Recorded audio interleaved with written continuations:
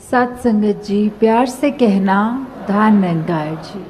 और जहाँ बाबा गुरबचन सिंह जी की सिखलाई को हम अपने जीवन में धारण करने के लिए पल पल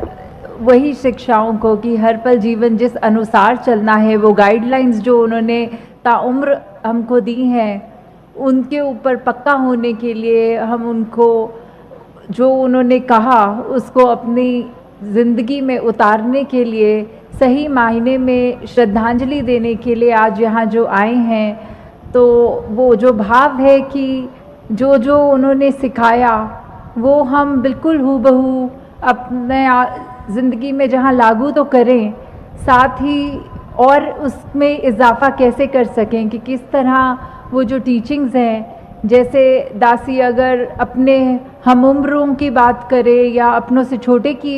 एज में बात करे, तो आज जहाँ कितने महापुरुष ऐसे थे जिन्होंने फर्स्ट हैंड एक्सपीरियंस शेयर किए कि बाबा गुरबचन सिंह जी के साथ उनको रहने का समय लगा और किस तरह उन्होंने वो ज़िंदगी के एपिसोड सुनाए कि उनके साथ कोई इंटरेक्शन, कोई शिक्षा, कोई वन ऑन वन जैसे कहते हैं कि उनसे वो मुलाकात रूप में अपने ज़िक्र किए। पर काफ़ी हम में से ऐसे हैं जिन्होंने उनको कभी उस तरह शरीर रूप में देखा नहीं, तो हम अपना योगदान कैसे दें कि जो उन्होंने उस समय सिखलाई दी है, उनके चाहे शरीर रूप में तो दर्शन नहीं कर पाए, नहीं सीख सके, पर किस तरह उनकी शिक्षा को और आगे उनकी लेगेसी को हमने इस मिशन में किस तरह बढ़ाना है। तो वो जिम्मेवारी भी हम सब पर है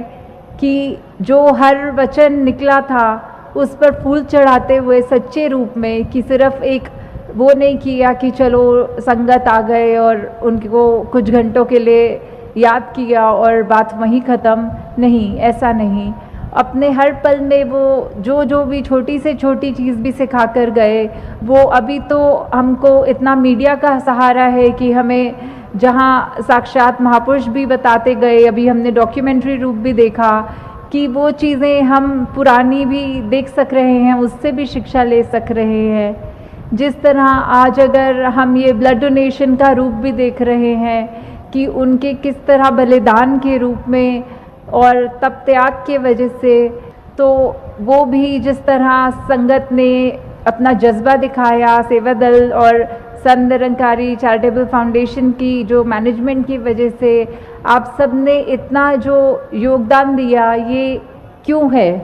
ये इसीलिए है कि जो शिक्षा थी, जो हम जिक्र बार बार सुन रहे हैं कि मानवता के लिए हमने जो अपने आप को अर्पण करना है, जो एक जो श्रद्धा रूप में, जो किसी के लिए भी हम मदद रूप में नहीं पर सेवा भाव में, क्योंकि मदद में तो हम सोचेंगे तो स्वार्थ छुपा है, पर सेवा भाव सिर्फ अर्पण का भाव होता है, उसके बदले कुछ मिले ना मिले, वो भाव की जो रक्त दे रहा है उसको ये नहीं पता कि जो जिसको रक्त रिसीव होगा वो कौन होगा, कहाँ पे होगा, किस जाति का होगा, किस शहर का होगा, किस प्रांत का होगा, क्या खाता होगा। नहीं, ब्लड का तो क्राइटेरिया सिर्फ ये है कि अगर आपका ब्लड ग्रुप मैच होता है तो वो रिसीवर उसको उस तरह ले सकता है। तो वही भाव की जो एकता का भाव हमने इस रूप में भी अर्पण किया कि कोई प्रेजुडिस नहीं, कोई ऊंच नीच नहीं, कोई मन में वो भाव नहीं, बस इतना कि अपना हमारा अगर रक्त है वो कहीं ना कहीं किसी के किसी रूप में भी आए और पूरी मानव जाति का इसमें कल्याण कर सके।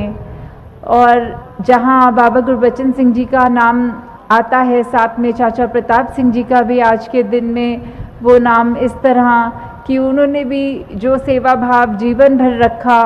कि हर पल एक एक पल में अपना आराम भी नहीं किया, बस ये देखा कि उस समय गुरु को क्या चाहिए, या कुछ चीज़ें वो इतना आँखों का इशारा पकड़ने वाली बात कि खुद ही अपनी चेतनता से देखना कि इस तरह क्या कर्म किया जाए। कोई चाहे वो फिज़िकली खुद करते थे या जिस तरह वो एक सेवा दल का रूप लेकर करते थे, तो वो वाला रूप भी देखा हमने कि उनकी शिक्षा किस तरह आज हम जब भी वर्दी डालते हैं सेवा दल की, तो वो जो एक प्राउड फीलिंग होती है कि ये वर्दी ऐसे महान हस्तियों ने, जहाँ बाबा हरदेव सिंह जी ने भी स्वयं डाली, वहाँ चाचा प्रताप सिंह जी और अनेक ऐसे महापुरुषों की पहनी हुई वर्दी वो हमारे नसीब में आ रही है, तो वो सेवा हमारे लिए कितनी इम्पोर्टेंट, कितनी रिस्पॉन्सिबिलिटी भरी है। साथ ही हम और अगर बाबा गुरबचन सिंह जी की ज़िंदगी में जाएं और देखें कि उन्होंने क्या क्या सीखा था, वो शिक्षा उन्होंने यही सिखाई कि अगर आग में हम और आग जोड़ेंगे तो आग तो प्रफुल्लित होगी और बढ़ेगी। आग को बुझाने के लिए तो सिर्फ पानी का ही एक मात्र साधन है जो उस आग को बुझा लेगा। कि हमें अपने जीवन में क्या करना है, क्या हमें नफ़रत करनी है या कोई ऐसे काम करने हैं जो सिर्फ हमारे अंदर मन के तो हमें तकलीफ़ देगा ही देगा, पर उसका आउटकम दूसरे के ऊपर भी नुकसानदेही होगा। तो क्या हमें वो करना है या हमें ह्यूमन वैल्यूज़ को लेके अपने ज़िंदगी में आगे बढ़ना है। तो ये बात तो बिल्कुल ही स्पष्ट है कि हमें प्यार वाला, हमें विशालता वाला, हमें एक यूनिटी इन डाइवर्सिटी, एक वननेस वाला, एक एकदम प्रेम जैसे नम्रता भाव पूरा अपने अंदर धारण करने वाला भाव, वो लेकर ही अपने जीवन में आगे चलना है। क्योंकि जो रोशनी दी गई है, जो हमें ज्ञान रूपी उजाला मिला है, वो सिर्फ हमें अपने तक रखने के लिए नहीं दिया, सिर्फ इसलिए नहीं कि ज्ञान ले लिया और बात ख़त्म। हमें अपने जीवन को भी ज्ञान अनुसार जहाँ चलाना है और कोशिश करके और व्यक्ति जो भी हमारे को किसी तरह भी होए उसके साथ हमें मिलकर उनको भी इस रूप में मिलकर वो रोशनी और देनी है। साथ ही साथ हम अगर ये सोचें कि